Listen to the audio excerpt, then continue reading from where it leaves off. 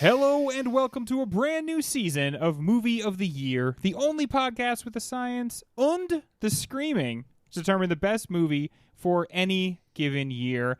I'm your host for this season, Greg, and the given year, ladies and gentlemen, is 1973. Set your calendars back 50 years, which shouldn't be hard thanks to our Supreme Court. That's right. We're going back to the groovy early 70s, everybody. Joining me on this quest are two of my best buds competing over the course of the season, but not competing tonight to be number one best bud. First, it's the host from last season who did such an amazing job and honestly grudgingly gave up the microphone. Mike, how you doing? I'm doing great. My finger's healed. You know, it's my fault you had a sprain 2 and break 3. It was unfair of me to try to cling to the microphone so tightly. You know what? That's just how it has to be, man. If you're not going to let it go, we're going to have to use a little bit of force. How does it feel like a step down for you? You're just a dirty panelist again? You know, it felt like a step down. I had to take a month-long sabbatical, and I'm back, and I've realized how much easier my life is about to be and the level of bullshit that you have to go through. And I just, you know what? I love you dearly, and it's nice seeing you with hair. If you're anything like me, you're about to lose a lot of it. Ryan, you're going to be our other panelist over the course of this adventure. You were my competitor last season. Now you're competing for my heart. You're competing for my mind. And frankly, you're competing for my soul.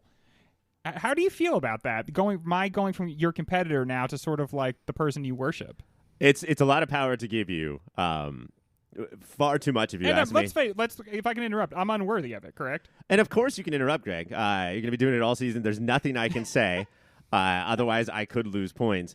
I think that my goal, what I'm going to try to do is, because Mike, my esteemed co-panelist, not the brightest bulb in the box. So what I'm going to do is I'm going to run up a healthy...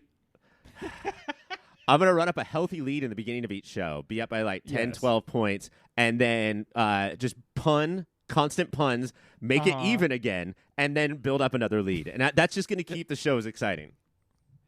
Now, the three of us are sort of like the characters on this show. Well, that and New York City. And, of course, New York City. But it's if there our fourth were Beatle. A fifth character on the show, I believe for this season, it would be 1973. Now, let me ask you, gentlemen, why do 1973? It's the year that time forgot. We talk about the train going at the screen, some Charlie Chaplin, and then we just start talking about movies like Terminator 2 on. So it's nice to talk about this era. Yeah, it's Train, Chaplin, Godfather in 72, Godfather 2 in 74, Jurassic Park, Guardians of the Galaxy Volume 3.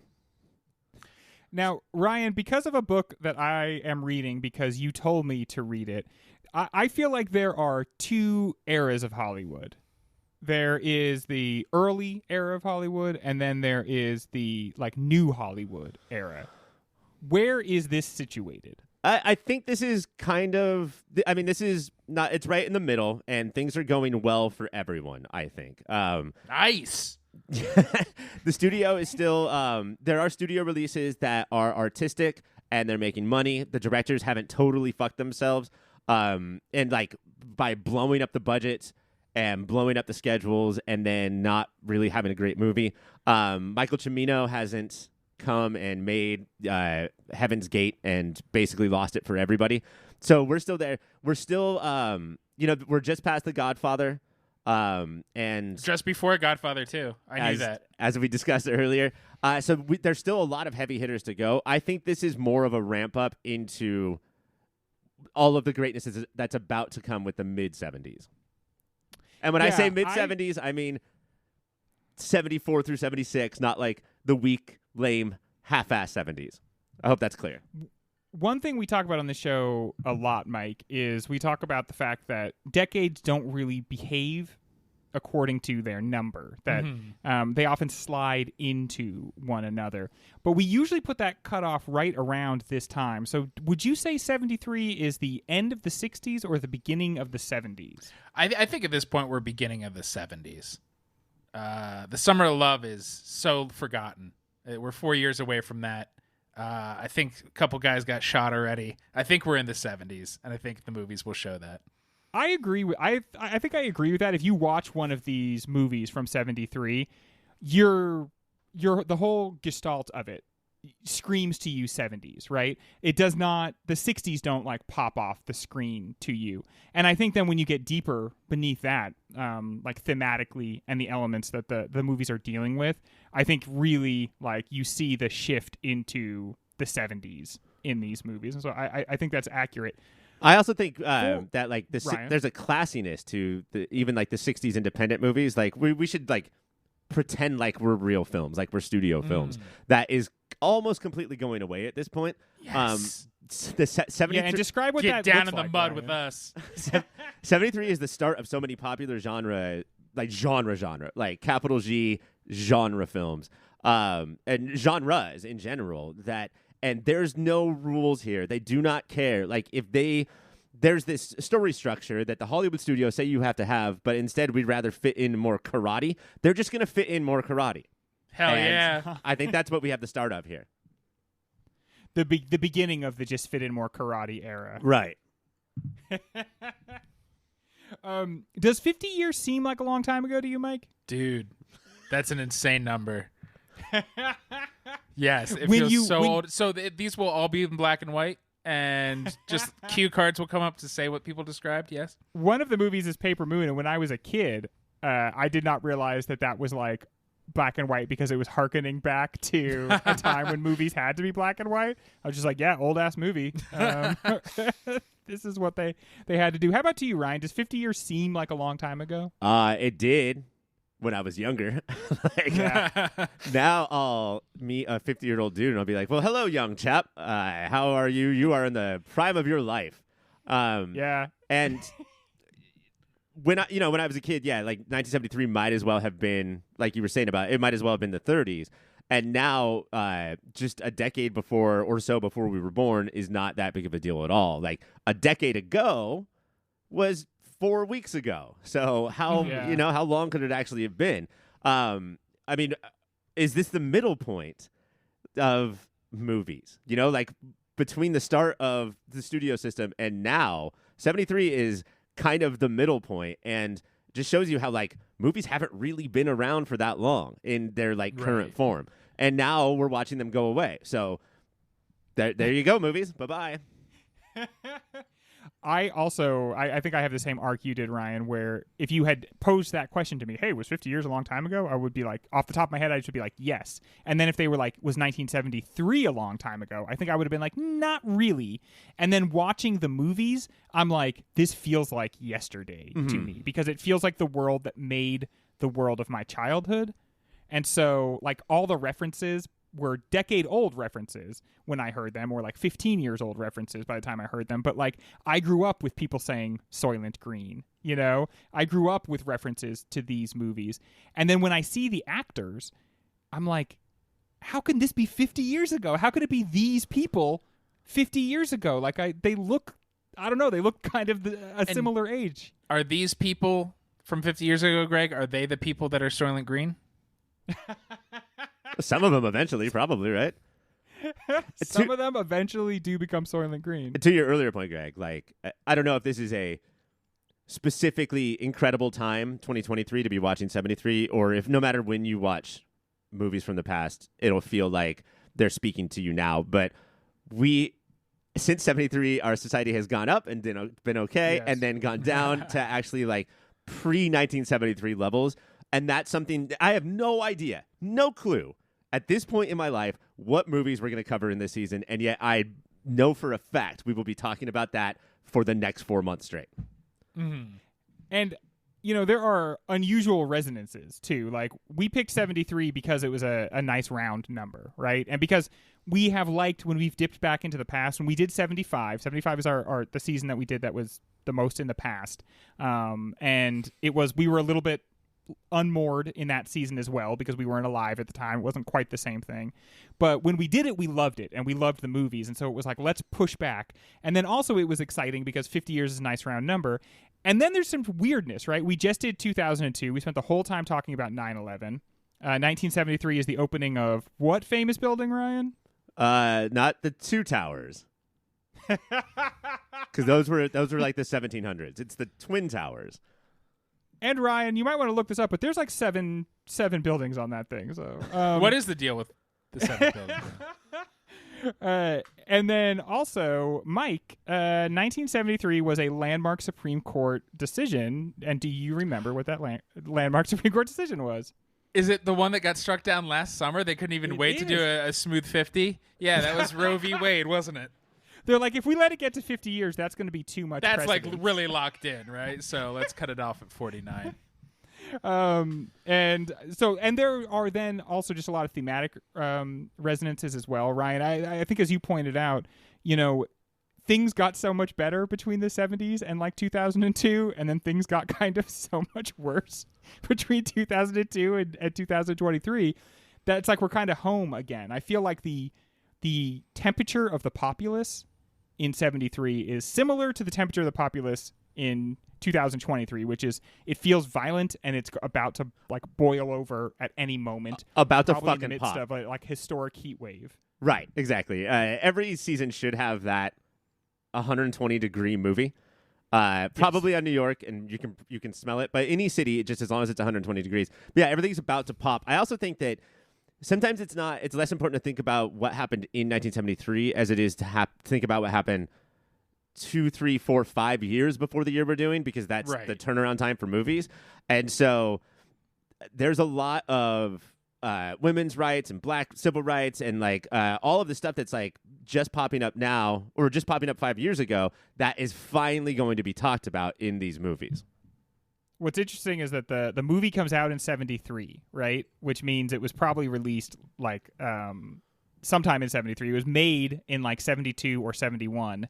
And if it's based on a book, then it's based on a book that was written in like 1968 or 1969. So there is a way in which the conceit of it being the year of the particular movie is tough because it's kind of like the movies reach backwards, right? And some of them have been like worked on for 10, 15, 20 years or something like that. And so all it can do is portray the pop culture that is created by movies of that year. And so that's what we'll focus on with 73. When we picked the year, and we intended to have a year that was one of cinema's best. And that's why we went into the 70s, because we felt like that was a good place to find that. And then we did the research. We've been watching the movies. We've been talking about 73. Ultimately, do we feel like we did land on one of Hollywood's brightest years, or did we just find a nice round number in 50? What do you think, Ryan? I'm going to answer that question now and then also at the end of the season. Now I will It's a good idea. That makes sense. I will just say no. I think that if you took the conventional wisdom of what the greatest movies are, which would typically be like AFI or something like that, and did a top 100 movies of the 70s, this year might have fewer than on that list than any other year.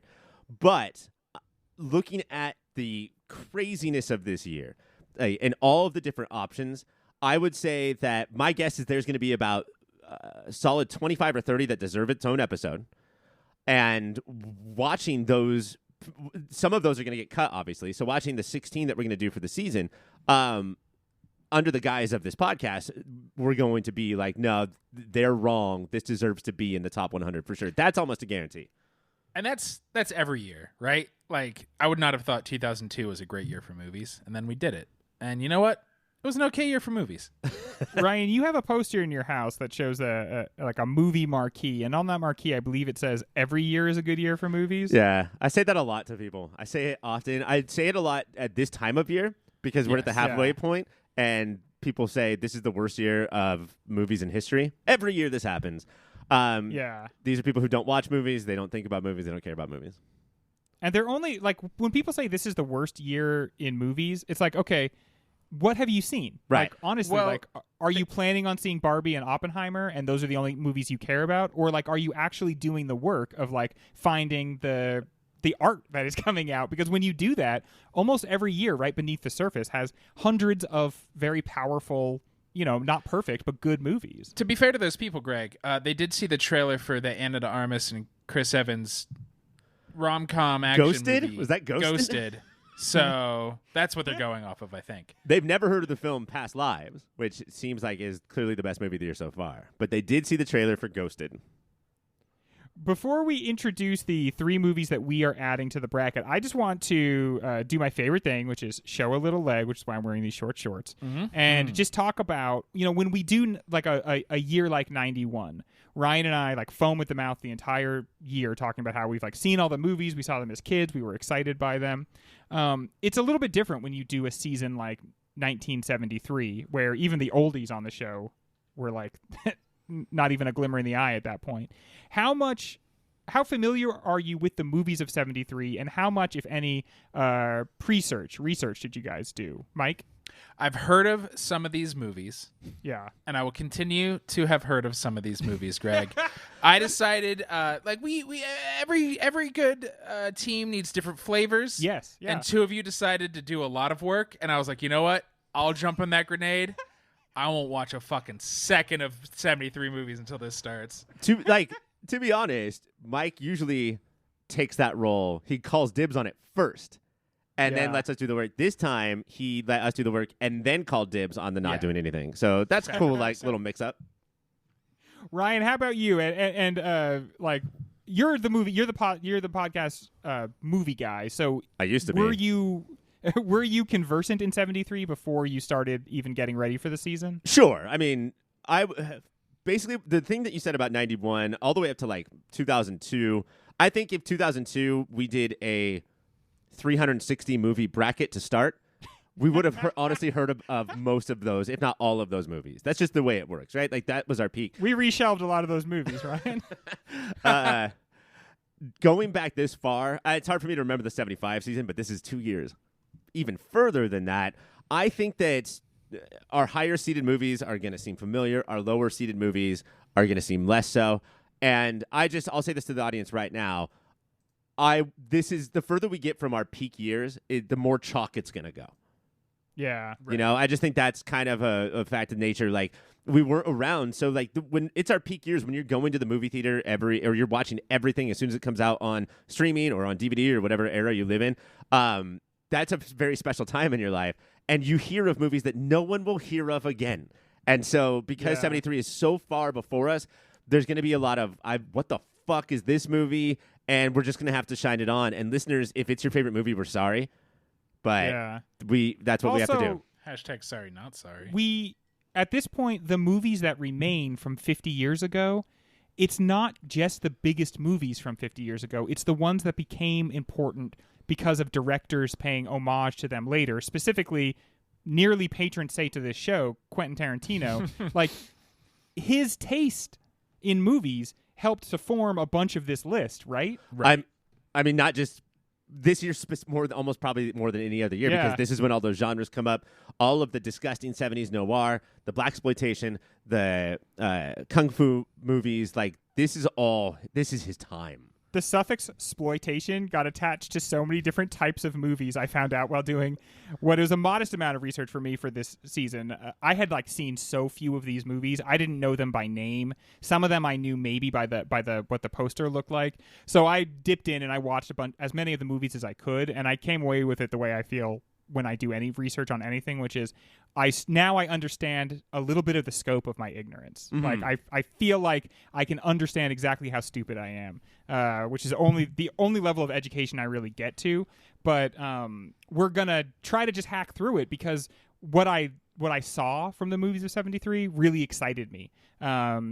As good movies, as entertainment, as interesting, as cultural artifacts, but then also as just the genesis of conversations between the three of us. And so I think that the 73 season is going to be a really interesting season, even if it's not, even if we're not as familiar with it as we could be, and even if it's not the single greatest year in movies. Well, can I ask Ryan, a question real quick? Sorry. Yeah, go for it, man. For both of you, all those genres that we just listed, right? And we know how important it is for 73. When we're voting, and it's democracy, so like, one vote means the world. Is it important to you to like say, I want to make sure I get a blaxploitation, make sure I get a slasher, make sure I get a kung fu movie because that's how 73 rolls? Is that in your head at all when we're voting?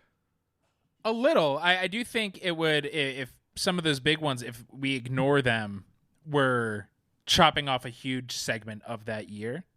But I mean, if there's two like Terrence Malick level movies, and so we can't get a slasher, it's like, well, yeah. When we go from hard. 64 to 32, I keep that sort of stuff in mind. But when it comes down to what's actually going to get an episode, what's actually going to be in the bracket, I feel like it's harder for that. Although I will make one exception to that, Ryan.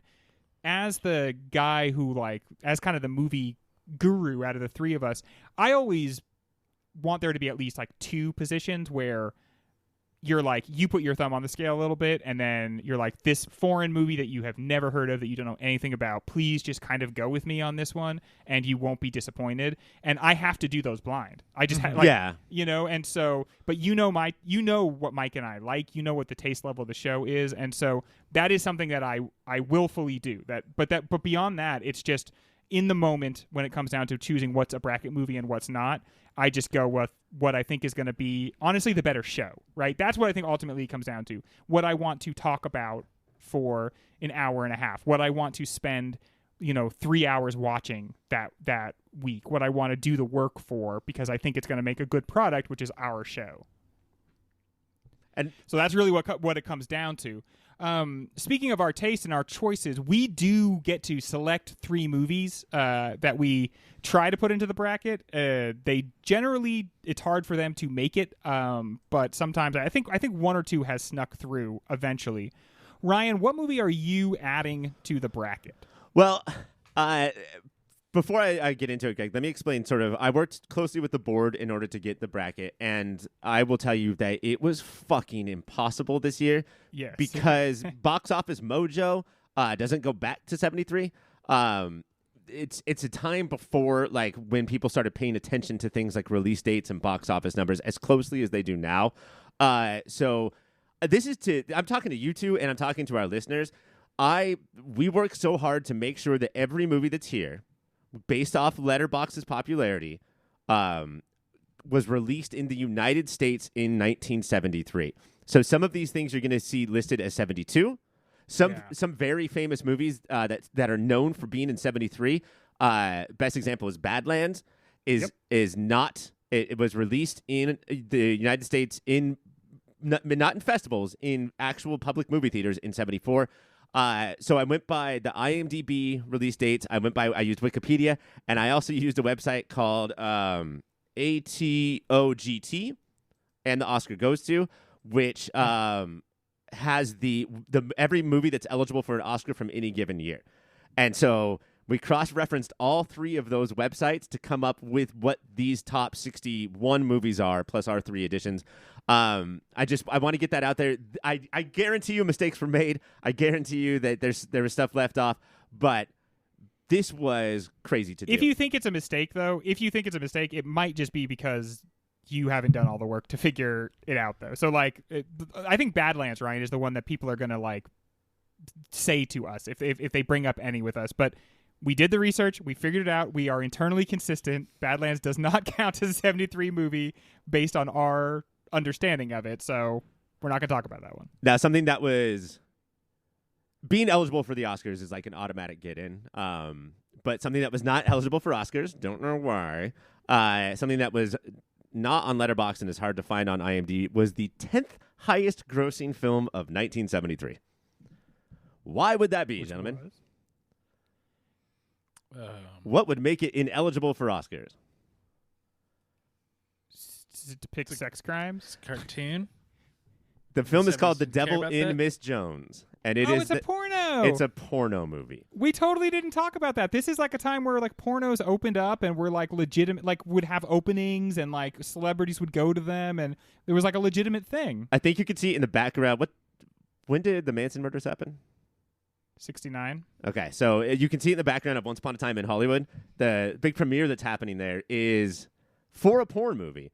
So The Devil and Miss Jones is basically not the first or not the biggest, but the one that I think had the biggest box office. I think it made like $40 million in theaters. 10th biggest movie. It is a odd movie. I've only read about it. I have not seen it. I don't watch that kind of thing. You guys know that. Oh my gosh, yeah. But it is about a woman who has to decide between heaven and hell. But before she decides, she gets to pick a sin to be, and she chooses lust and Nice. fucks her way Good around choice, town. lady. Good for her. I still don't know, even though this is definitely my pick. I still don't know if this is a good show or a good idea, like if this would make a good episode. But I do think that we shouldn't do this bracket without one porno. I totally agree. I mean, and we'll see if it makes it. And we'll see if it becomes a show. But it was a big part of the time, and it was like, okay, here we go, cultural shift, and it didn't last. Part of what I think we're going to talk about in 73 is how the gains of the sexual revolution kind of all went the wrong way, and we took all the wrong messages out of the sexual revolution, and instead of making things better in the way that the sexual revolution promised us, we just kind of amped up how bad all the bad stuff was. But this was a time where it was like, yeah, we're cool now. We're cool enough as a nation to all go with our coworkers to the opening of a porno. That's the thing. It's not Pee Wee Herman in a overcoat, in a trench coat, going to a theater. This is like dates. These are a bunch of couples on a very mainstream date going to a mainstream event, a porno. Yeah, totally. I heard Barbara Walters saying that she and Ted Koppel, not on a date, just as coworkers, went to go see The Devil and Miss Jones, and that must have been the worst time. I have to say, everybody I think going to see the movie as a regular movie, I bet they were all like, "This was a mistake. We shouldn't have done this. This is awful. I don't want to be in this room while this is happening on the screen." I'm gonna try to bring that back with my coworkers. No, so that's Barbara, your choice, Ryan. I gotta say, I The don't Devil like and Miss this. Jones. Yeah, Devil and Miss Jones. I love it. Also plays off the Exorcist angle very well, and I like when the movies are sort of talking about the same thing in different ways. I hope it does it, but in the same way that I imagine those people sitting in the theater being like, I now understand that this was a bad idea. I bet when we started doing the show, we'd be like, yeah, I see why this was a bad choice. Listeners, wait for this in a couple months where we say at the end of an episode next week, Devil and Miss Jones, and then the week the show comes out, it's a totally different movie because we just called it audible halfway through the movie. It got lost, I guess.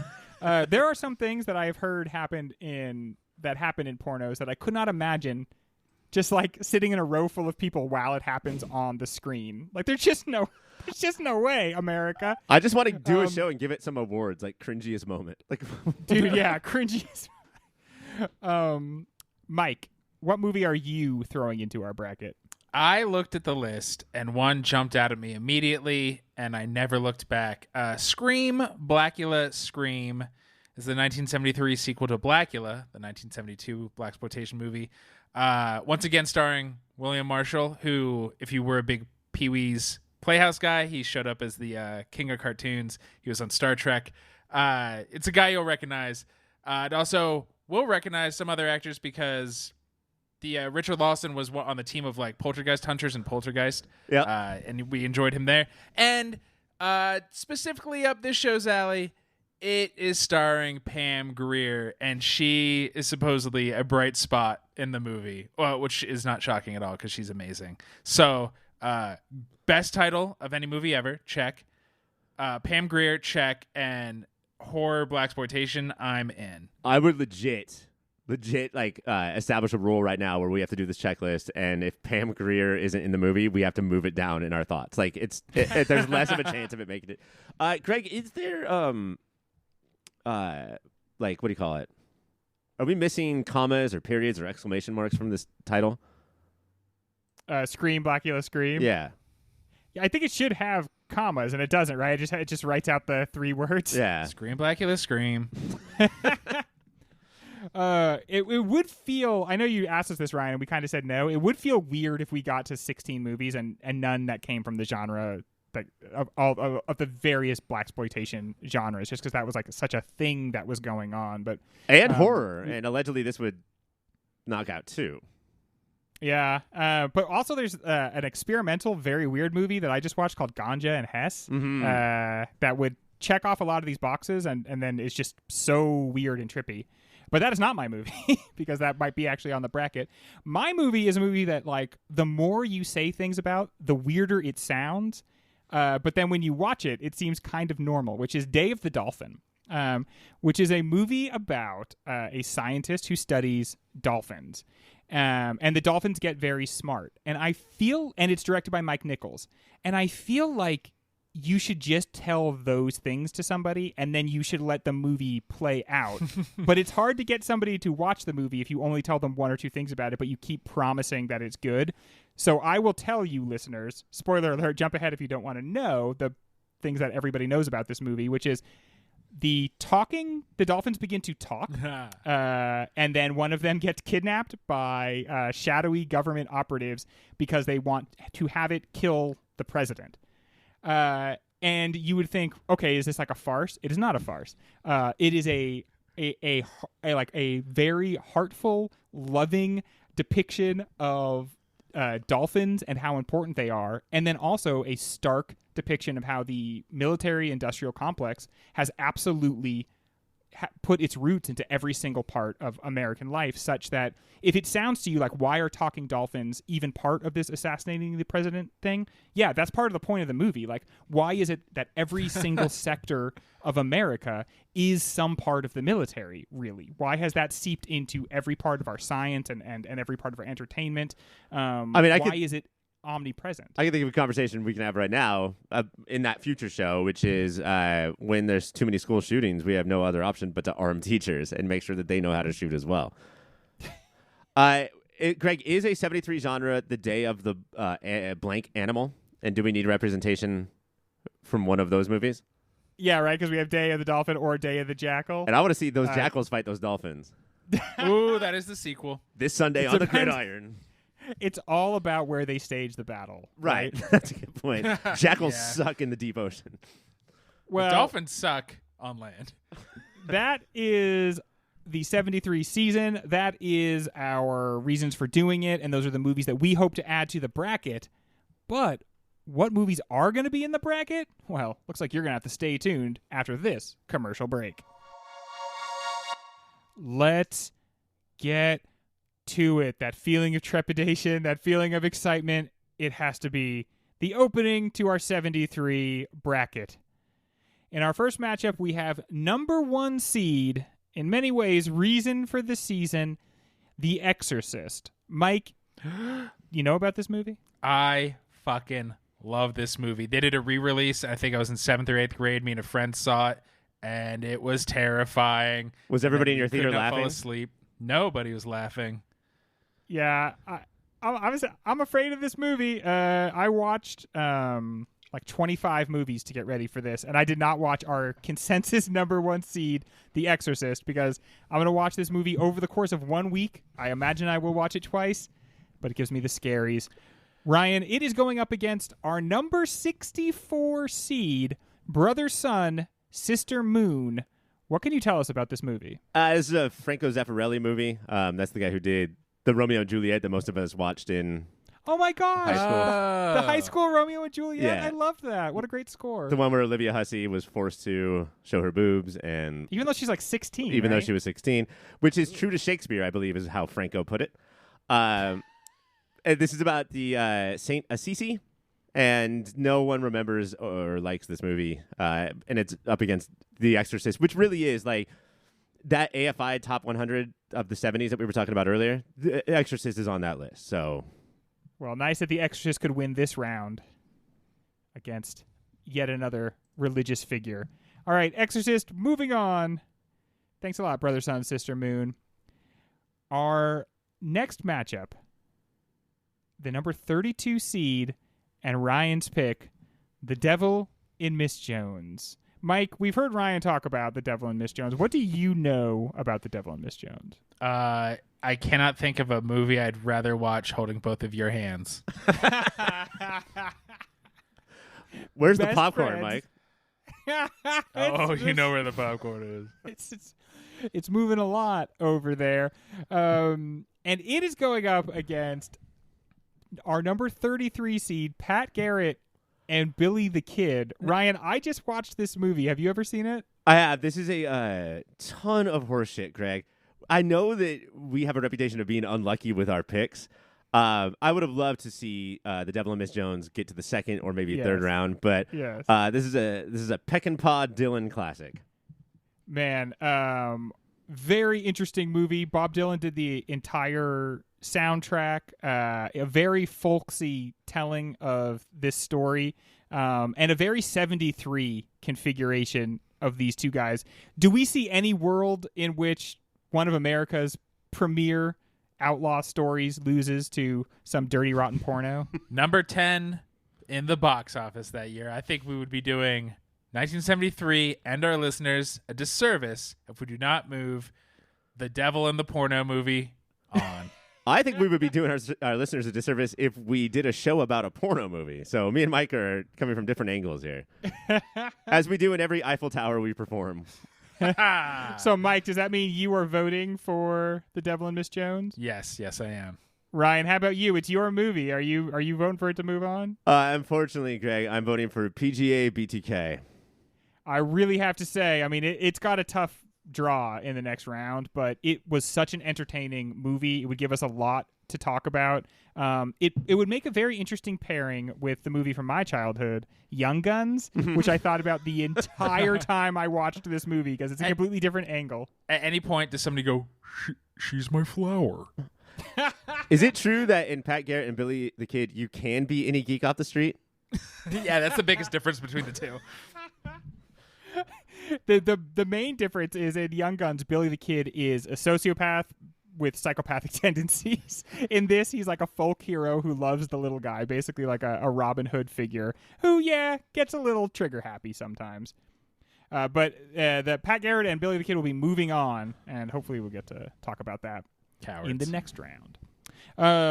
Our number 16 seed, Mike, is a movie starring a character named James Bond, and it is called Live and Let Die. What do you know? What is your impression of Live and Let Die, Mike? This is Sean Connery's gone, so this means it's the second guy, which is more. Or I say less, if you're a Connery fan. Oh! Yeah, this is Robert Moore, right? Roger Moore, and I do believe this is the James Bond franchise attempt at a blaxploitation movie. Yeah, it's like they looked around. Nolans.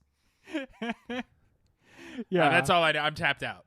Yeah, well, actually, no, that's a fair bit. Wings did the soundtrack, the only good Wings song, "Live and Let Die," and honestly, one of the better Beatles or one of the better Bond songs, actually. A mess of a movie, an absolute mess of a movie that is bordering on racism constantly, and apparently took a lot of effort by the black cast members to keep it from just being like abysmally racist throughout.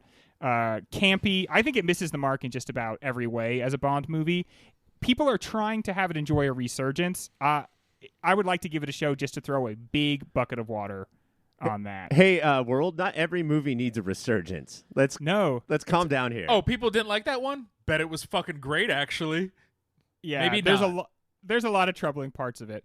Ryan, the title of this next movie is in, I think, French. Tout va bien, our number 49 seed. Tout va bien. Do you know anything about this? I do know about this. This is Godard, still trying to rewrite cinema.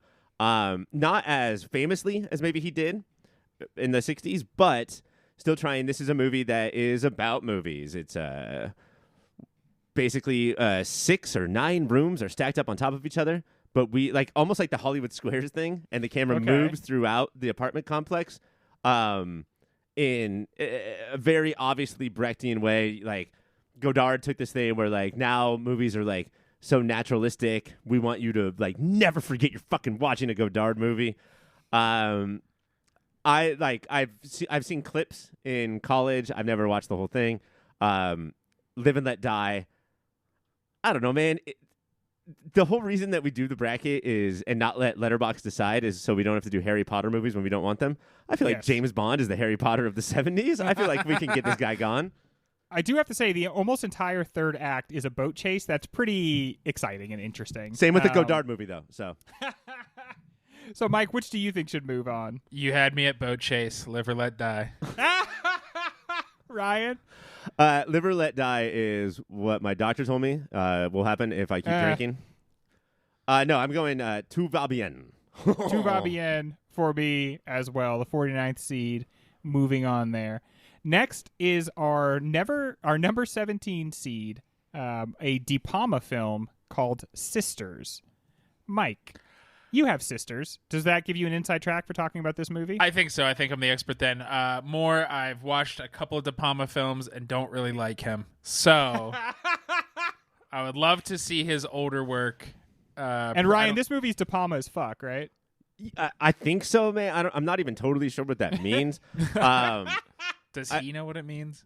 I think that the main thing when you say that is Hitchcock light. And so this movie is definitely that. But I feel like this is a young man referencing because he's growing instead of an old man referencing because he doesn't know what else to do. It's a very un-movie podcast like thing to go against De Palma, like this podcast has decided to do.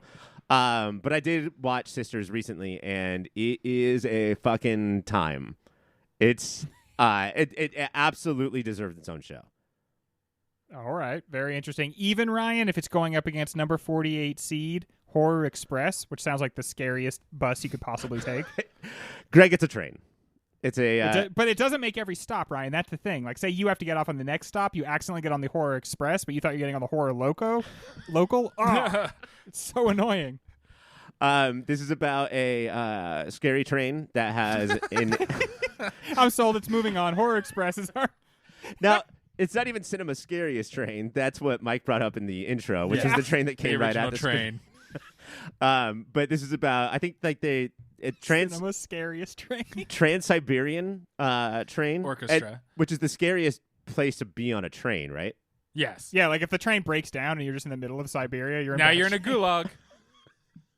You're under arrest for being near the gulag. But I think they're taking an alien, and there's aliens that come and want that alien back. Oh, hell yeah. God, that sounds What's it interesting. going up against? Something dumb, probably?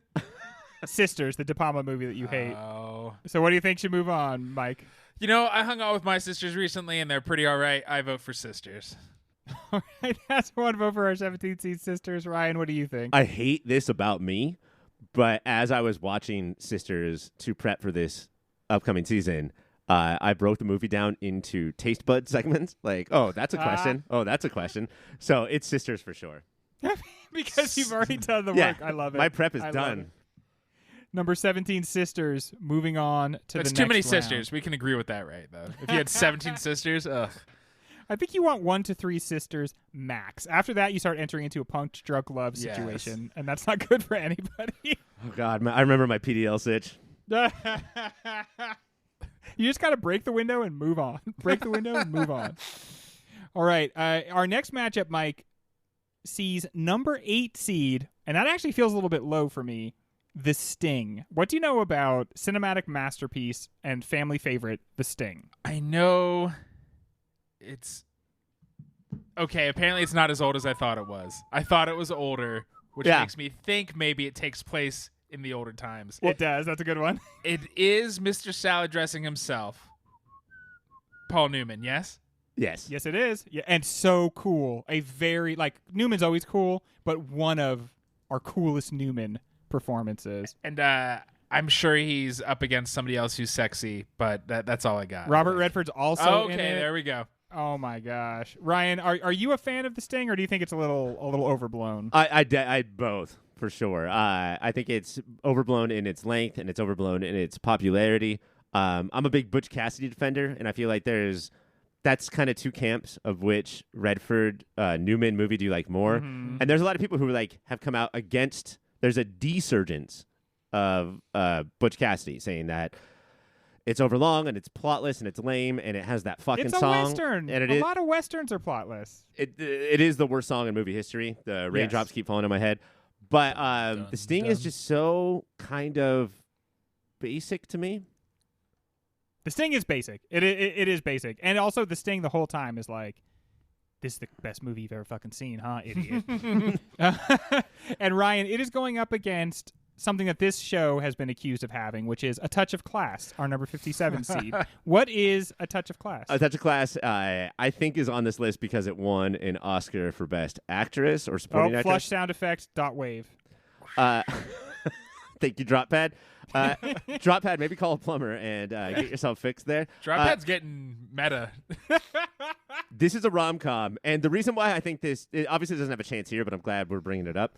It's a rom-com starring George Siegel, who played Maya's father on Just Shoot Me, and the father of Kirstie Alley's baby in Look Who's Talking. And oh, shit, I love that guy. That guy's rad. 1973 was just a time where George Siegel could be the star of a rom-com. Good for him. Dude. We haven't even Elliot Goulded it up yet tonight. Sitcom dad's getting it done. That's a whole... but yeah, good for it. I'm sure it's classy and touchy, but... Yeah. Good for it. Well, what's it going to be, Mike? The Sting or a touch of class? Yeah, well, let's go The Sting. Even though Ryan referenced one of my favorite characters from one of my favorite shows growing up, Maya's dad from Just Shoot Me. He's his is the standout performance in that show, probably. Ryan, Sting or a touch of class? Does The Sting automatically get its way to a show? It was such a huge movie. It was like won the best picture that year. I think it just it's in a walk going to get its own episode. And when we do the episode, I'm not going to be a bitch about it, I promise. But The Sting is moving on now. All right, very good. Yeah, it's often thought of as like the perfect movie, and so I wonder, is that going to make for a good show where we say like, yeah, that was awesome, or is it going to make for a bad show where we're like, perfect movie, thumbs down? We will see. Up next, Mike, have you heard of this? It's number 25, Jesus Christ Superstar. What can you tell me about Jesus Christ, who is apparently a superstar? I don't know if this is a real line from this show, but in my head I have Jesus Christ Superstar. Who the fuck do you think you are? And I think it's got to probably be in there. It's in there, and it's probably Interlude Weber, and it's probably hippy dippy and crappy. That's Ryan, check his work. Donny Osmond played him in the revival in the 90s, I believe. I do know that the movie starts with a bus full of actors going out to the desert to perform Jesus Christ Superstar, the movie in question. That's like it probably was an original idea then, but it's so unoriginal now. Go fuck yourself, drama kids. Yeah, we do have to contend with the fact that some things that were fresh and original in 1973 will not seem as fresh and original to us 50 years later, because we have lived through periods where people just paid homage, which meant that they watched the movie and then wrote down what happened in it and then put it in their movie. And so we've seen these things parodied before we've ever seen like the original, right? Have you guys seen Jeepers Creepers Semi-Star? That's a Mr. Show skit with Jack Black as Jesus and David Cross. They can't say Jesus, I guess, or Jeepers. And they all drive out to the desert. I think I saw this before I knew anything about Jesus Christ Superstar, which makes the skit so fucking crazy. And if you watch the skit closely, you can see in the background a young Scott Aukerman attempting to sing. Ooh. It is Andrew Lloyd Webber and lyrics by Tim Rice. Oh, Dream Team. That is going up against our number 40 seed, The Last of Sheila. Ryan, do you know anything about The Last of Sheila? Now, I do know that this was Rian Johnson's like main inspiration for his Knives Out series. But Greg, you've watched it, right? I watched this very recently, and that is the best, like, that's the most informative thing you can say about it, is that somebody watched this movie, Rian Johnson specifically, watched this movie and then went and made the two Knives Out movies. It is especially, it reminds me of the second one even more than the first one. You know that there's going to be a mystery and you know there's going to be hijinks, and then you slowly watch it unfold and you're trying to put it together along with the protagonist. It's very tight. It's very interesting. There are some 73 as heck choices, but it is a interesting, fun movie, and I think that it deserves a little bit more life than it has in the culture. And there is just one element of it that that would kind of ruin to talk about it now, but is very interesting. So I hope it does get its own show, because there are some things in 73 that people just wanted to hand wave away as like personal faults that we don't quite hand wave away in the same way. For the better, right? For the better, yeah, I think. I guarantee it will be a more interesting viewing experience, and I will guarantee it'll be a more interesting show than Jeepers Creepers Superstar. But obviously, Jesus Christ Superstar is a much bigger movie. So what do you think should move on, Mike? Jesus Christ Superstar or The Last of Sheila? Last of Sheila sounds like my favorite kind of genre because I got old in the last 2 years. I promise yes. you, it will be the gem of the season. If it somehow makes it through, it'll be the movie that you never heard of that you realize is actually one of your favorite movies. Ryan, what do you think? That was a ton of thumb on the scale, Greg, and so I will use my opportunity to be like, it's our actual favorite kind of movie is Jesus Christ Superstar because it's a musical and it's about our Lord and Savior, Jesus Christ.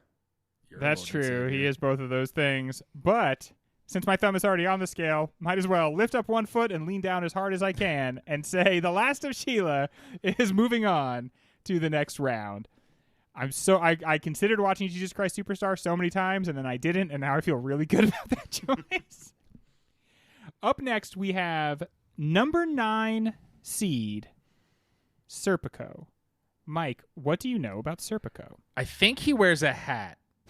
Dude, one hat or several cool hats? And I think it's Pacino rocking a sexy beard. Great ass! Well, I think hardcore listeners of this show will know that it's definitely Pacino because it's a movie I didn't watch until we were about to do the Al Pacino career retrospective. Woo! Man, that is the best career retrospective we've ever done, I believe. Yeah, it really is. The only one with really staying power. I watched that for this and then found out right when we started to record that we would not be doing an Al Pacino career retrospective. So Serpico holds a real special place in my heart. It's Sidney Lumet's movie before Dog Day, right, Ryan? Mm-hmm. Oh, shit. So, yeah, it's gritty, it's seedy, it's New York, and it's a movie that it's like, okay, audience, we're sorry, we have to tell you something. We don't know quite how to tell you this, so we just have to portray it on the screen. But cops are kind of corrupt. I know that sounds nuts for us to say, but they're kind of all on the take, and it's kind of almost innocent and pure the way in which the movie slowly breaks you into the knowledge that cops might not always just be the good guys. We're going to get into this multiple times in this first round, but like that really was a crazy thing to say, and you were putting your career on the line. Oh, yeah. It's crazy that Serpico is such a beloved movie, and I think it's because Serpico is the hero and also a cop. So you could be like, yeah, but I love that guy. If it was a non-cop, like in Coffee, who proves that cops are corrupt, that's a much different story. So Serpico's a Harry Bosch type. For those of us in pulp novels. Yes, to put this into Mike language. Serpico, because they don't do the thing where they're like, well, it's a couple of bad apples. No, Serpico's the bad apple. There's one bad apple, and he's ruining the whole department because he just won't take money. And you'll like if you're that bad apple because you've noticed that there's corruption going on and you have something to say about it, you'll fucking die. Like you will literally get killed. They don't have to shoot you. They just don't go and support you when you go do cop stuff. They're just like, oh, yeah, you go ahead. We'll be right with you. Do you guys think it's awesome that he was so brave that they took that young cop named Pico and the British royalty, they knighted him? Sir Pico? Yeah. I do think that's awesome. You think that's awesome? Ryan, because of that, let's stay with you. What can you tell us about number 56 seed, Ludwig? Ludwig is I guess. Luchino Visconti movie. Now, this is somebody I have no experience with, has always been on my, like, a major blind spot. He made The Leopard. He made Death in Venice. This movie is less known. It's on here. He's a master. We should watch it, but, like, it's not that famous. I don't think it's that important. It's a biopic. It's 4 hours long. That's the way I swing it to Serpico is by telling you guys it's 4 hours long. Also, Serpico, big, important movie. Very big, important for 73. Important for movies, as a whole. So, I will tell you this, though, that Ludwig is about the King of Bavaria from 1864 to 1886 and not Beethoven, the only Ludwig I thought existed. Whoa. Okay. And then there's the new one, Göransson, Ludwig, who does the score for movies and is friends with Childish Gambino. Not a biopic of his either. Oh, man. God, did you guys see Allison Brie and Danny Pudi carpool karaoke and Childish Gambino? No, that Oh my sounds God, cringe no. as fuck. Oh, man. Awful to watch. Just awful. Whew. All right. Well, it sounds like Serpico is going to be moving on. Am I right about that, everybody? Yeah. Yes. All right. And we will take this opportunity to take what Mike might call the quickest of breaks. And we come back, we will do the second part of this first round of our bracket. We are back. Mike, our number 24 seed is the Friends of Eddie Coyle. What can you tell me about the Friends of Eddie Coyle? And should they do a podcast together? They're pretty good friends, but they mostly know each other through their mutual friend Eddie Coyle, so they don't really know how they feel about each other. When Eddie Coyle leaves, they're like, Oh, so what did you do again? It was Steve, right? Bro, we've known each other for 9 years. You got to know my name. Ryan, what do you know about the Friends of Eddie Coyle? Another QT movie. Yeah. I think that the Friends of Eddie Coyle, they'll be like at a restaurant with other friends, and Eddie Coyle will walk up and ask what that friend was eating, and then slam things on the table and just ask him if he wants to stay in the You Friends want Club. 200 friends? Gritty, got like 70s noir.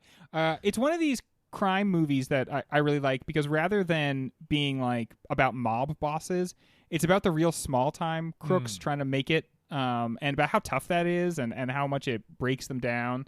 And it just very kind of like small but very dramatic movie. I liked it quite a bit. I really enjoyed it and recommend it highly. Wikipedia says it's an ironic title because Eddie Coyle has no friends. Yeah, that's kind of the whole thing. Yeah, they're all just basically they're all 1 second away from pointing guns at each other. And one of his non-friends is Ray Romano. Was it Ray Barone's dad? Yeah, sitcom dad. Oh, dude. really? Yeah, no, it is. Young Frankenstein himself? Yep. And that is going up against our number 41 seed, Le Grand Bouffe. It is honesty time, folks. You two and listeners, I don't know what the fuck this movie is. I don't know why it's on here. I have never heard of it. The director is not a famous person. It has Marcello Mastroianni, that's a star from this time, an Italian star, but like, I don't know what the fuck this is. All I know is it's got a killer poster. And it's about 4 friends who are like betting who can eat themselves to death first. Yes, they're like that's their plan, right? They're gonna go eat themselves. The to original death. podcast. No, what is that? That reminds me of, what's the Mads Mikkelsen movie from a couple years ago? Where It's that one where they're drunk all the time. yeah, Oh, they're going to yeah. stay drunk for the rest of their life. Yes. Oh, I know what I know about this movie. It's like a Buñuel light, right? Yeah, like it's like Exterminating the Angel Light. right. We're gonna parody society by with absurdity and blah blah blah. It sounds like Sallow to me. Like not as Yeah. hardcore or whatever, but like the 4 guys getting together to indulge to death just like has a very Sallow vibe. It doesn't sound fun. If you're looking at the poster, which is like drawn sort of like a picture, but a photo, but it's like drawn on top of a photo. Is that waitress bending over? Are those her nipples? We can answer that later. That's fine. Unknown. We may never know.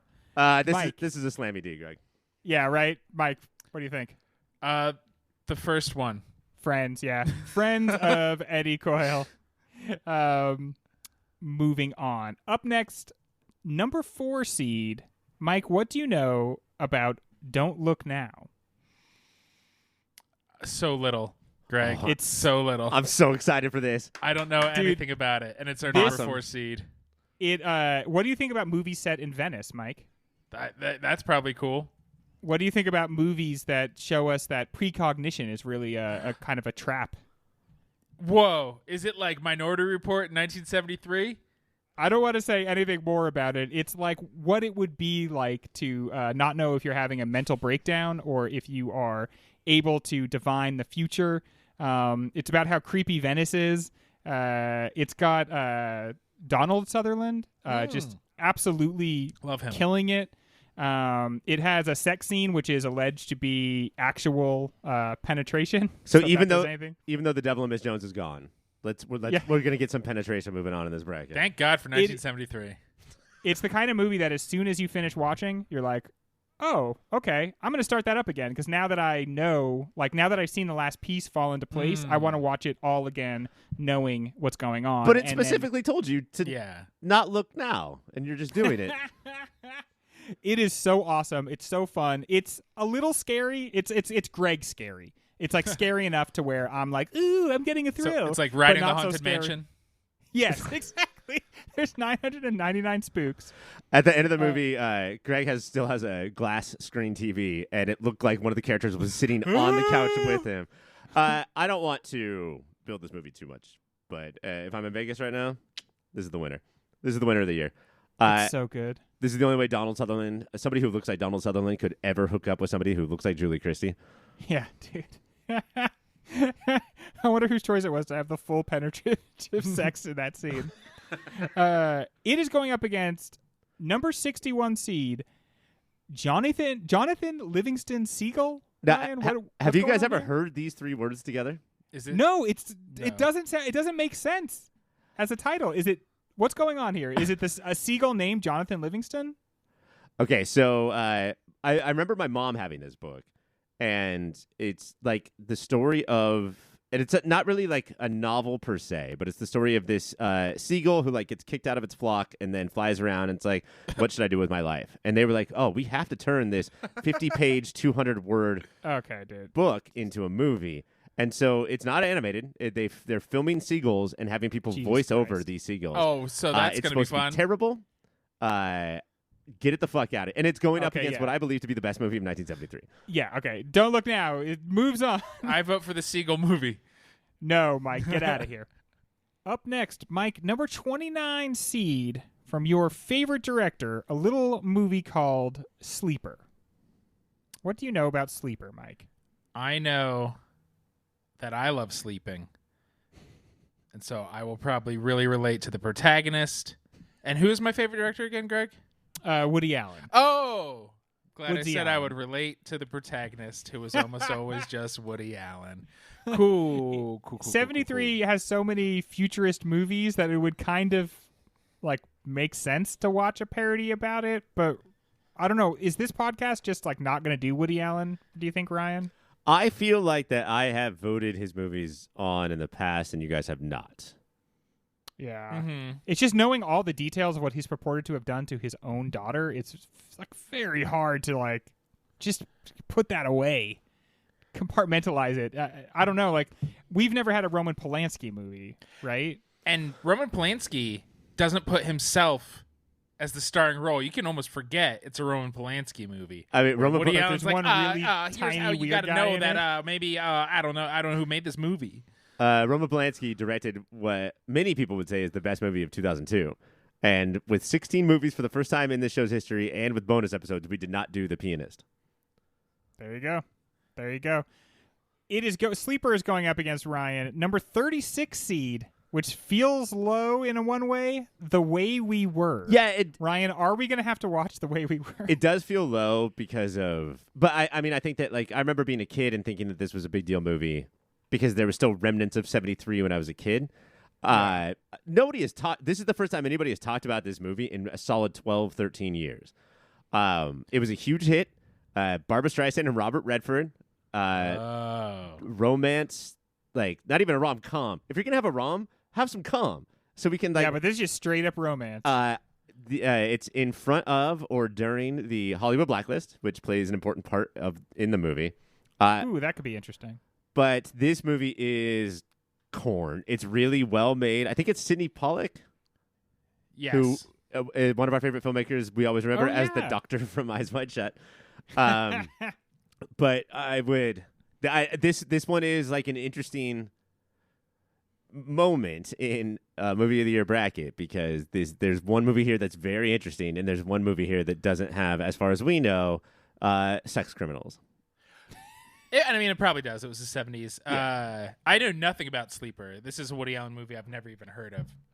This is in my top three. If I were to have a top three, I obviously don't because he's gross. Yeah. I grew up on Woody Allen movies, and this was like one of the funniest ones. And it would be so interesting in this season. What do you think, Mike? I'm gonna vote for The Way We Were. Ryan? I'm gonna go Sleeper. Oh dear. I'm gonna say The Way We Were. I don't know. We've not done the Woody Allen thing yet, and it just feels like he's just so icky and awful. Our next matchup is number 13 seed Enter the Dragon. Mike, what do you know about Enter the Dragon? Yeah. I know it's Bruce Lee. I know I have been neglectful because I've never seen it, and I bet it will become one of my favorite movies. Let's do it. Isn't that the best part about movies is not to enjoy the ones you have seen, but to feel bad about the ones you've missed? That's the way I live my life, brother.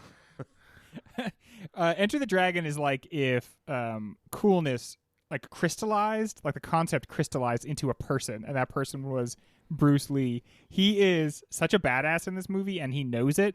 And I'm convinced that this movie in particular is what made Quentin Tarantino so upset with him. Yeah, even though that Brad Pitt could kick the shit out of him, you still think he's cool? I feel like the way he carries himself in this movie is what made Quentin Tarantino so upset. It's just a character, bro.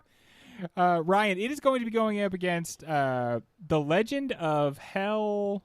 What's the rest of this? House. The Legend of Hell House. It's a haunted house movie. A bunch of people were like, "This house is haunted. Should we stay in it for a couple of days?" Of course we should. It's a goddamn I'm not movie. afraid of the Hell House. I ain't afraid of no house. It has Roddy McDowell, who is in all of the horror movies, all of the Apes movies. He was in Fright Night from a movie that we covered when we did 1985. Parodying himself from this era. That's the best I can say as far as like why it's important. Look, I'll watch it on my own and let you guys know what's up. Yeah, it sounds like Enter the Dragon, right, gentlemen? Can I ask you guys a question though? Roddy McDowell, isn't a dowel kind of like a rod? Yeah. Is that weird? Stick Rod McStick McRod. over here. Did he let the internet name him? Sounds like Enter the Dragon is moving on. Number 20, the French Guiana prison movie Papillon. Mike, what do you know about the French Guiana prison movie Papillon? I know that is a French Guiana movie about a prison. It's set in French Guiana, I should say. It's named after what I used to call my mother's dad. My Papillon? That's beautiful. Wait, it's the French word for Guiana prison, right? And that's what you called? That's what he said to be called. Mike, we keep talking about Redford and Newman. Yes. Is there two other stars you want to see in a movie? Fucking go at it. Not like making out, but just be in a movie together. Rogan and Franco, I guess. Joe Rogan. Joe Rogan and Franco. Who was that dictator, Franco? What if I could get you, Mike? What if I could get you Steve McQueen, the King of Cool, the original Steve McQueen, Not the guy. director of. Oh, No, not yeah. the small axe guy. The with the blue eyes of a winter crystal. And then he was paired with okay. You know how I feel about a Winter Crystal in this show. Dustin Hoffman. Oh shit! First of all, do those two names sound like the names that would be in the same movie even? They feel like they should be decades apart in Yes. Hollywood cinema. That's crazy. I feel like this podcast is me and McQueen talking to two Hoffmans, right? Are we insulted or complimented here, Greg? In this context, we are insulted. Oh, fuck you then. Oh, boo. Oh. Oh, just keeping the podcast spicy. I love this. Ryan, it is going up against our number 45 seed, Theater of Blood. Now, Okay, boss name. eventually, we're going to have to choose one of these generically named horror movies to move on. Papillon was a very popular movie. It's a good movie. Greg, did you watch it? Yeah, it's the tone of your voice is correct. Like there are a lot of parts of it that are really interesting. There's a lot of weird choices. There's uncomfortable parts, and a lot of it is like it's about prison, right? And so a lot of it you just have to like kind of endure, and then you hope at the end that you come out like a better person. But for a lot of it, you're just kind of like, ugh, this is rough, but it's beautiful. Theater of Blood stars Vincent Price. Right. And its tagline is "It's curtains for his critics." Nah. So Vincent Price is a Shakespearean actor who I guess isn't good. All the critics say that he's terrible. He commits suicide, but it's a failed attempt. He survives, and then like 3 years later, he comes back and systematically kills all the critics who wrote him up poorly. It's like Saw. It's a lot like Saw. But I mean, Well, Papillon's no small shakes. yeah. Interesting movie. What do you think it's gonna be, Mike? Papillon, the film, or Theater of Blood, the more Ooh. fun sounding one? Papillon. Ryan. Yeah. Yeah, I think ultimately that's the way to go. with Papillon. that one. All right, our next one, number 5 seed, Elliot Gould in The Long Goodbye. Shut up. I love. Okay. Oh wait. Throw to. Oh. Who do you want to ask about this, Greg? What makes you excited, Mike, about the idea of watching The Long Goodbye? Oh, this is like probably in my top 5 favorite movies yeah. of What- movies. Specifically, what about it do you like so much? He's such a weird, shaggy, non-sexual sex symbol this movie is just being like, I don't know, is the case over here? No, that's a cat. He just I don't mumbles know. through the entire Is the case movie. over here? I don't like. I love this shit. It's going up against Ryan, our number 60 seed, American classic Tom Sawyer. All right. So this movie was nominated for a few Academy Awards. This movie, unlike Olivia Hussey in Romeo and Juliet, what an unfortunate last name, especially now that we know what was done to her. Seriously.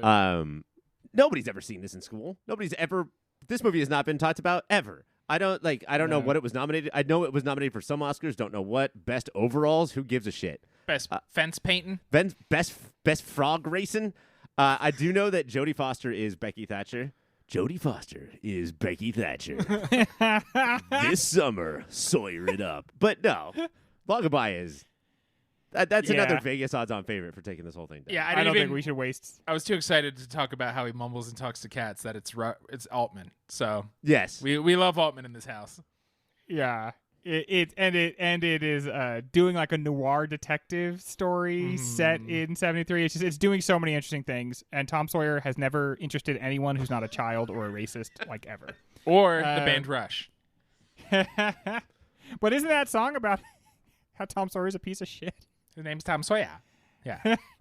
Our next matchup, Mike, number 28, the sequel to Dirty Harry, a movie called Magnum Force. Do you know anything about Magnum Force? I know Dirty Harry is about... It's how Mike describes his mom's vagina. Grouchy white dude being like, I wish I could just grab a gun and shoot who's pissing me off. So I guess there's more of that. Yeah, I don't feel like we're a Clint Eastwood house. I feel like Mike is definitely not living in a Clint Eastwood house. That was my impression of it too. I just happened to watch it this morning, and I was a little bit surprised by the space it carves out for itself in between the cops should be roving bands of murderers and we should have no civilian oversight over the cops and we should just let them do what they want. There's a lot of moments where you're just like, nah, Dirty Harry, don't do that. You're shooting right over the heads of innocent people. And then yet by the end of the movie, you're like, oh, is this actually kind of against police violence? So I want this movie to be an episode of our podcast so bad because I think that it's saying so many things and it's impossible to say what's on purpose and what's on accident. Totally. Yeah, exactly. Yeah, at the end of it, I'm like, okay, what is your moral compass movie? Because it's like, as long as Clint Eastwood is the guy shooting people with impunity, then we're okay with it because we trust Clint Eastwood. But when it's other people, we feel uncomfortable. It's a lot like a Punisher movie in that, nobody else should do what I do. I got to do it, but nobody else should. I take the sin into myself for everybody. But it also paints different types of crime and criminals against each other. Like, this is good crime, this is bad, or this is livable crime, this is not livable crime. This crime's worse because of the skin color of the person who committed the crime. It's a fucking crazy movie. Dirty Harry says near the end of this movie, he says, yeah, I hate this system too, but until we got a better one to replace it, this is the one I'm going to back. And it's like, oh shit. So wait, is he an iconoclast or not? Right. Is he against this system or not? And I could totally see how you could hear about all this and then watch it and have all these thoughts and be like, therefore terrible. Therefore it's a bullshit movie. But so many things to talk about. And it's going up against Ryan, number 37, The Day of the Jackal, our second Day of the Animal movie. Now, I'm going to throw this back to you, Greg, because I have only seen The Jackal, the Bruce Willis, Richard Gere movie. I don't even remember. And it's not totally different. I don't think those are related, but it's not totally different. This is one of the best movies on this list. And Mike, it's the type of movie I think you would really, really love. You watch this assassin, you see him the entire movie. Greg knows me. And you see him making his plans, and then you watch the forces that are arrayed against him, trying to keep him from committing this crime. And you watch them both move through this international criminal underworld. And near the end of it, you're like, I don't know who I have more respect for. I don't know where I fall in this. I don't know what I'm supposed to do with all this. I don't know who this Jackal guy is. It is such an interesting, profound movie. And Mike, I think it is 100% right up your alley. What I love is this is the kind of show, Greg, is when you say this is up my alley, you're going to say something that I will actually like and is character based, and Ryan's like, it's up your alley. It's like, it's because it's dumb and you're dumb. It's for stupid people like you. This cool. So, Mike, you're into so many types of assassination. You're also into character assassination. I appreciate that. That's my favorite kind. That's actually what got me into assassination, Ryan. You get in a lot less trouble for that one. Yeah, this sounds awesome. I've recently watched the first 3 John Wicks on the airplanes as they were meant to be watched, and it sounds a lot like a 73 version of that. That's my vote. This is a very, very tough one. So you're voting for Day of the Jackal, Mike? Yes, I've forgotten what the other one was. That's Magnum Force. Oh. Ryan, what do you think should move on? Magnum Force or Day of the Jackal? I want all listeners, and I hope that you do, go along with us and watch all of the movies that we do along with us. But I want you to know that if you're fresh off the first 3 John Wicks, the pacing of these movies is going to be very, very different. Like, you have to sort of prepare. Where even the most Hollywood studio, let's get butts in seats action movie is potentially one of the most boring movies you've ever seen in your entire life. Yeah, the action in action movies at this time, it comes in like in the 3rd act. Right. And then they kind of get boring in the other direction, which is almost the entire 3rd act is action. And you're like, well, could this have been balanced a little bit better? But Ryan, what do you say is going to move on? I think this is unfortunate, an unfortunate matchup, but I can't pick Magnum Force because I think it will make a good show over the Day of the Jackal, which I believe to be a much better, more important movie. And I think we'll make a good show. I mean, it is about like sort of the after effects of colonialism. It's about France having to reckon with its colonialist past. And that's something France is doing right now. So I think that it's weirdly connected into our modern times. Good. Dale Jackal moving on. Number 12 seed, Mike, school me on Cries and Whispers. Well, Greg, late at night when the lights are off, there's 2 ways to communicate. You can either communicate via cries or via whispers. Do you want to hear something fucked up, Greg? I do. Mike and I have done a pod about this movie, and is that true? It's a long time ago, but we have done it, and he has no idea what we're talking about right now. Did I like it? How good is your memory? It's no, you were bowled over. Really? It's pretty undeniable. Again, like, you got to set yourself. It is, and I wanted to see how many of the masters we could get in here. Godard moved on, which is pretty cool. This is Bergman. Pretty cool, Godard. It would be awesome to have Bergman move on, but this is like one of the best movies ever made. Should it move on, Ryan, even over number 53 seed, Charlotte Webb? Do you want to throw to Mike for that one?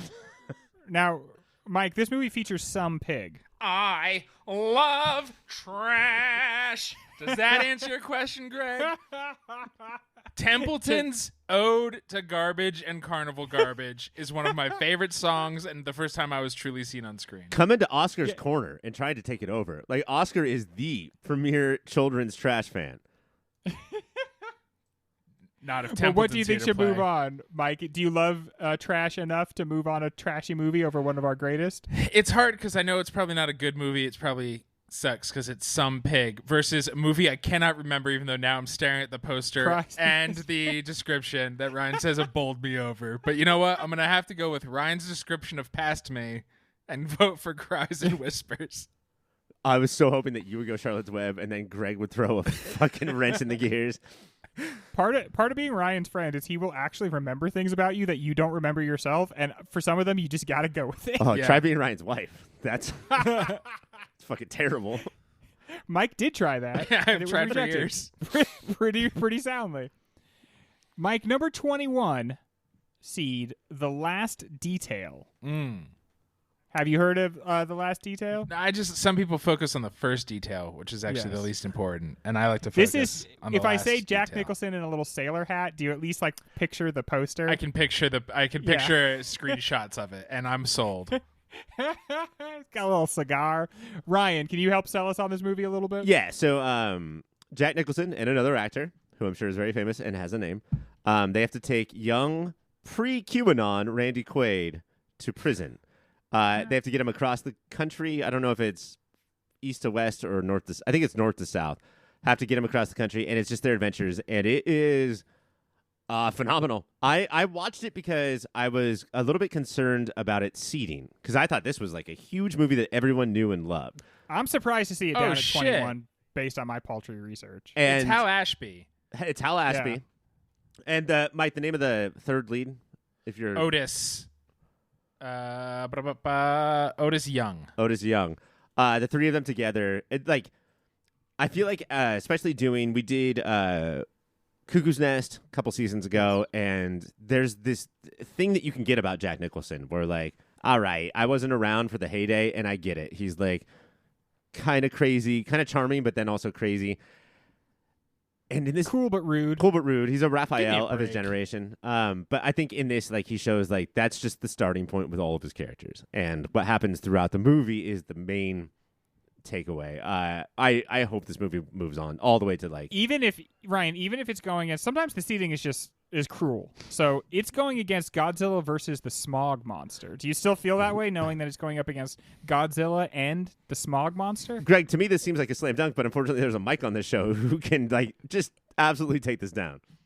Mike, you're not a big Godzilla fan, but you love the Smog Monster. Is that correct? It's if you can't beat him, join him. So long time ago, I said fuck Captain Planet. I'm on the side of the Smog Monster. And Mike, you're wearing a Smog Monster jersey right now.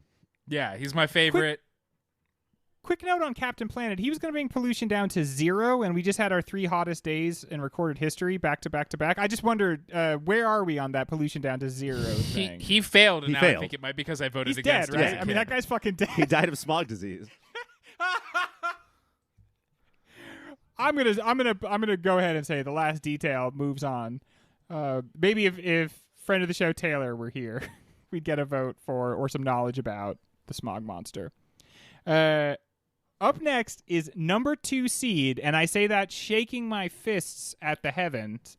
This is one of the only movies I saw for my pre-watch party that, like, I fucking hated. And it's called The Holy Mountain. It's by, how do you say his name, Ryan? Jodorowsky? Jodorowsky. Shit. Now I can't remember. Yeah, Jodorowsky. The guy who Jodorowsky. didn't direct Dune. Jodorowsky. I shouldn't have said it wrong right before asking you how to say it. Way to infect him.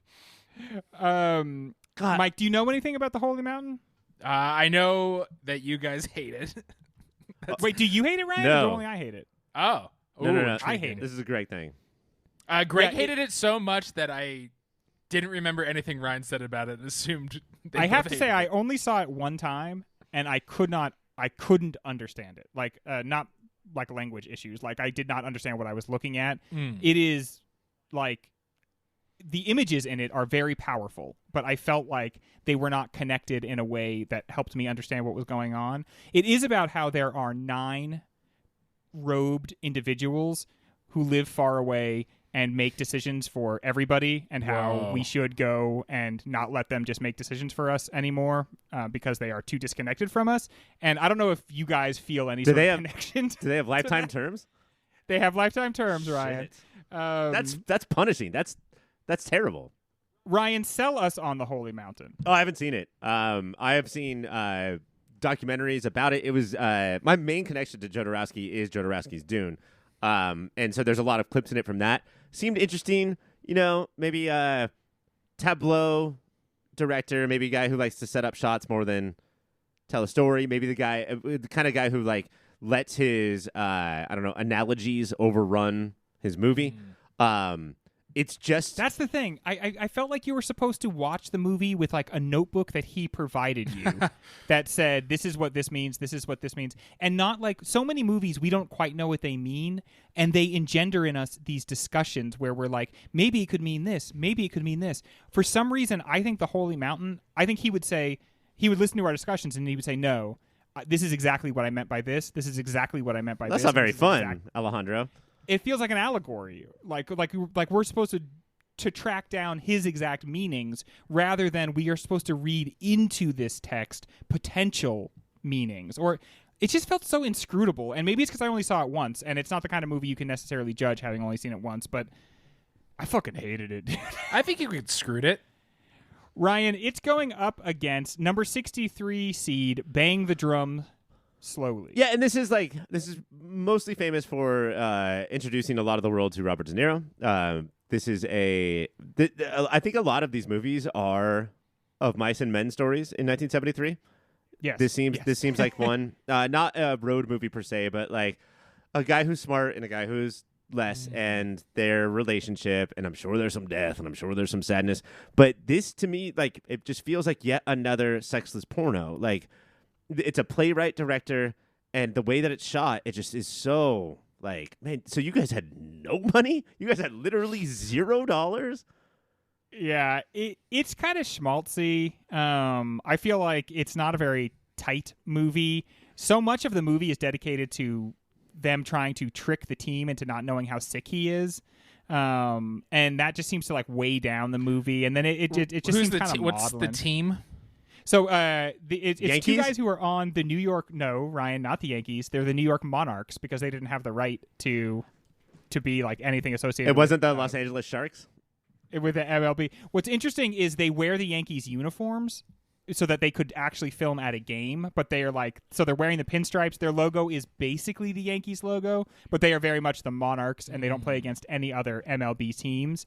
And it's supposed to be a pro league, but it's the 70s, but even with that, it's like guys are like, should I quit this league and like go paint houses? Like, Go paint houses. That's a different Robert De Niro houses. movie. that's a different Robert De Niro. Oh, we all know things. You know what? Not to use a Bill Simmons term, but I think there was a market correction, and this movie was pushed out of the canon by Brian's song. If there's going to be like a two dudes movie, sports movie where dudes watch it and weep, Brian's song is now that movie, not Bang the Drum Slowly.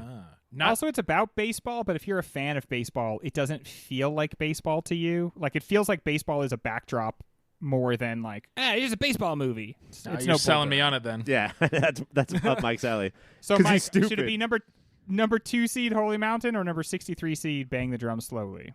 Probably number 2 seed Holy Mountain, and not to use a Bill Simmons term, but they should reboot Cheers.